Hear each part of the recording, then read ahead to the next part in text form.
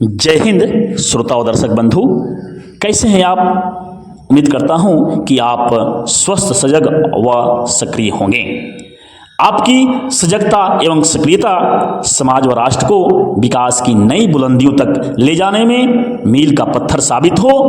इसी आशा व विश्वास रूपी नौका पर सवार होकर तथ्यों के महासागर में तथ्य तरंग के अंतर्गत हार्दिक स्वागत करते हुए श्रव्य एवं दृश्य तरंगों की लहरों द्वारा उस बेशकीमती तथ्य से जुड़ते हैं जो देखने में छोटन लगे पर प्रभाव छोड़े गंभीर की सार्थकता प्रदान करने वाले हैं। तो आइए चिंतन मनन भाग 13 से जुड़ते हैं, जो कि गद्यात्मक विधा से है।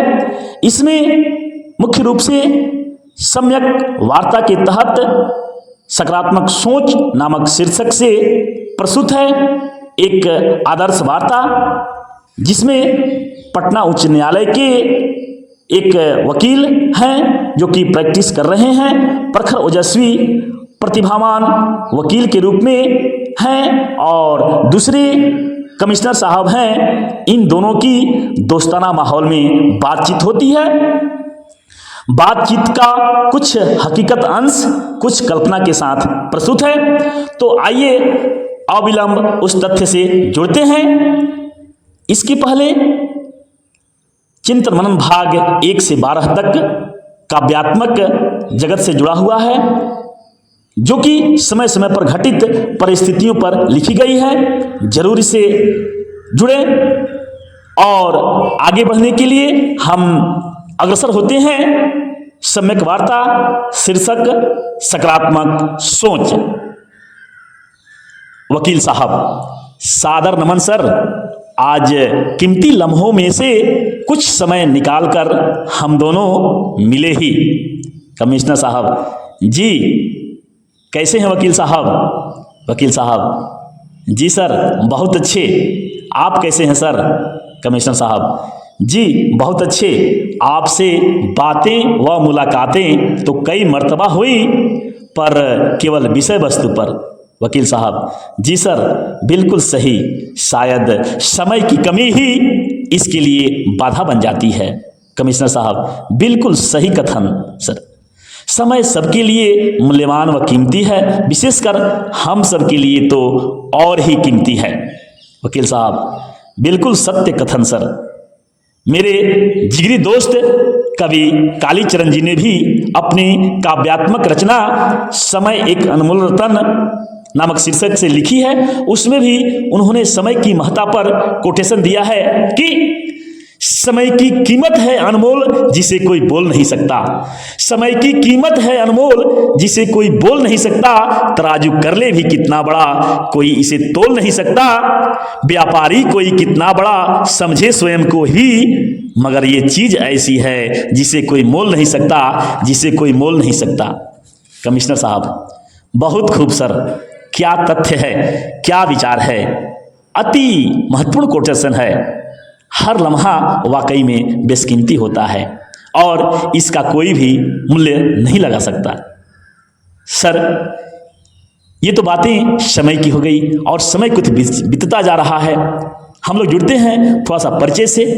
क्या आप बता सकते हैं कि आप वतन के किस मिट्टी से जुड़े हुए हैं? वकील साहब जी सर, धन्यवाद। मैं बिहार के सीवान जिले की मिट्टी से हूँ। वकील कमिश्नर साहब अच्छा, वही सीवान की धरती जहाँ से शहाबुद्दीन भी जुड़े हुए हैं? वकील साहब जी नहीं सर, मैं उस मिट्टी से नहीं जुड़ा हुआ हूँ जहाँ से शहाबुद्दीन जैसे ओछे व्यक्तित्व। कमिश्नर साहब तो फिर बिहार में दूसरा भी कोई सीवान जिला भी है क्या? यदि हाँ तो जानने की इच्छा प्रबल होती जा रही है। बड़ा ही रोचक तथ्य है यह। वकील साहब जी सर, बिल्कुल सही है। निसंदेह यह रोचक तथ्य है। आप जिस सीमान की मिट्टी की बात कर रहे हैं और नकारात्मक नजरिए से देख रहे हैं, मैं उस सीमान की मिट्टी से नहीं हूं सर, बल्कि मैं उस सीमान की मिट्टी से हूं जो आदरणीय है, पूजनीय है, नमनीय है। जिस मिट्टी ने अपनी गोद में मेधावी छात्र के रूप में एवं देश के प्रथम राष्ट्रपति के रूप में परचम लहराने वाले डॉक्टर राजेंद्र प्रसाद को पल्वित पोषित किया। जहां की धरती ने नटवर लाल जैसे व्यक्तित्व को पल्वित पोषित किया, मैं उस धरती से बिलोंग करता हूं। कमिश्नर साहब, जी वकील साहब, वस्तुतः वह धरती रमणीय है, पूजनीय है, आदरणीय है। ऐसी धरती माता के समान है और निस्संदेह वह धरती सबके लिए आदरणीय है, जिसने देश के प्रथम राष्ट्रपति डॉक्टर राजेंद्र प्रसाद को जन्म दिया और नटवर लाल जैसे व्यक्तित्व को भी।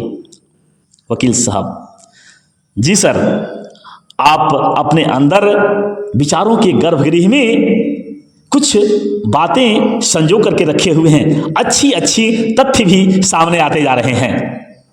कमिश्नर साहब, जी सर, ऐसे तथ्य तो सदैव रहते हैं मन में, और एक प्रश्न मन में आ रहा है कि यह शहाबुद्दीन वाला जिला ये कौन सा है, इसमें क्या रहस्य है?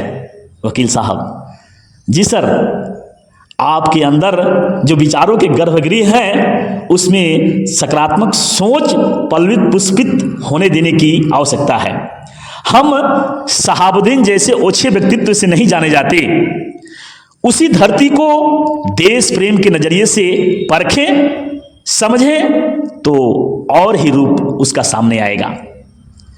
आप अच्छे ओहदे पर आसीन व्यक्तित्व हैं। आपके अंदर सिवान के रूप से जो नकारात्मक विचार भरा हुआ है उससे बाहर निकलने की आवश्यकता है। हम प्रबुद्ध लोगों को यह शोभा नहीं देता। हम सब मिलकर उस शब्द को दूर करें जिससे समाज में नकारात्मक विचार पैदा होते हैं।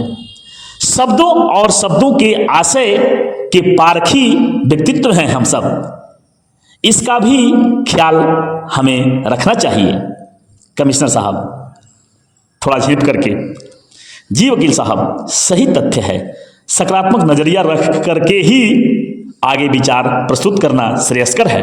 वकील साहब, सत्य कथन सर, बिल्कुल सत्य कथन, क्योंकि ऐतिहासिक परिप्रेक्ष्य में किसी भी दृष्टांत के दो पहलू स्पष्ट हैं।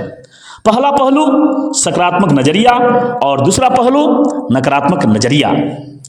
पीछे की परिस्थिति हमें सबक देती है कि दोनों पहलुओं की हम जांच करें, दोनों पहलुओं से देखें और कल्पना करें, सोचें समझें तो स्पष्ट सामने तथ्य आता है कि पहला पहलू यानी सकारात्मक नजरिया ही समाज व राष्ट्र के लिए श्रेयस्कर है।